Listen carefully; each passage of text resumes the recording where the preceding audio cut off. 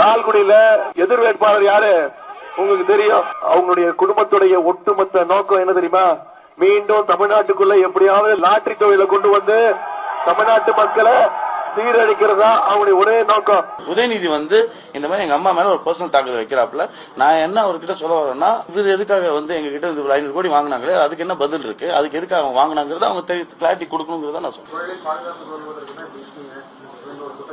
எங்க தொழில் நாங்க ஏன் பாதுகாக்கணுங்க? அது நாங்க நியாயமா நேர்மையா சட்டத்துக்கு உடன்பட்டு நாங்க பண்ணிட்டு இருக்கோம். இன்னைக்கு நாங்க கம்பெனியோட டர்ன் ஓவர் 24,000 கோடி நாங்க டர்ன் ஓவர் பண்ணிட்டு இருக்கோம்.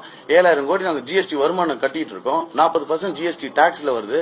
நாங்க தான் சொத்து மதிப்புல நாங்க இவ்வளவு ஓப்பனா கிளாரிட்டியா எங்க அம்மா நெட்வொர்க் 5,000 crores மேல நாங்க காட்டியிருக்கோம். எனக்கு 600 crores மேல நான் காட்டியிருக்கேன். இதே உதயநிதியும் திரு ஸ்டாலின் அவர்களையும் காட்ட முடியல. ஒரு 3 கோடி காட்டுறாங்க. இது யாராவது நம்ப முடியுது? இந்த ரூம்ல இருக்க யாராவது அவங்க சொத்து 3 கோடி நம்புவீங்களா? ஏன்னா இவங்க ஏதோ கதை சொல்லிட்டு இருக்காங்க, ஊரை ஏமாத்திட்டு இருக்காங்க. மாசம் 3,000 கோடி கலெக்ஷன் நடந்துட்டு இருக்கு. இது வரைக்கும் அவங்க கலெக்ஷன் பண்ணது மட்டும் கரப்ஷன்ல லஞ்சம் காசுல சம்பாதிச்சது மட்டும் ஒரு 1.5 லட்சம் கோடி சொல்றாங்க. அந்த காசுல என்ன பண்ணாங்க? அதையே ஒரு வண்டி கூட இல்லைன்னு சொல்லி ஏன் போய் சொல்றாங்க? இதுக்குள்ள இவ்வளவு என்ன திமுக என்ன வேலை செஞ்சுட்டு இருந்தாங்க? என்ன ஆட்சி நடத்திட்டு இருந்தாங்க?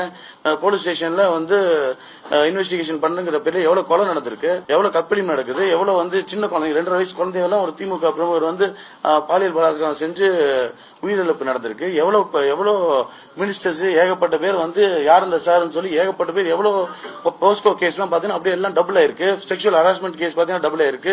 மகளிருக்கு அகேன்ஸ்டா பண்ண எல்லா அஃபென்ஸுமே டபுள் ஆயிருக்கு. இவங்களுக்கு என்ன தகுதி இருக்கு இந்த மாதிரி பேசுறதுக்கு? மெச்சூர்டான பேச்சே இல்ல. ஒரு அரசியலுக்கு ஒரு தகுதியற்ற ஒரு பர்சன். இதுதான் சொல்றது. குடும்பத்தில் இருக்கிற அரசியல்ல சும்மா தாத்தா இருந்தாரு, அப்பா இருக்கேன், பையன், அடுத்து அவர் பேரன், இப்படியே அரசியல் பண்ணிட்டு இருந்தா இவங்களுக்கு எல்லாம் என்னன்னா அரசியல் ரொம்ப விளையாட்டுத்தனமா எடுத்துட்டு இருக்காப்ல. மாப்பிள்ளை ரவுடின்னு நினைச்சிட்டு தெரியுறேன். மாப்பிள்ளை ரவுடிங்க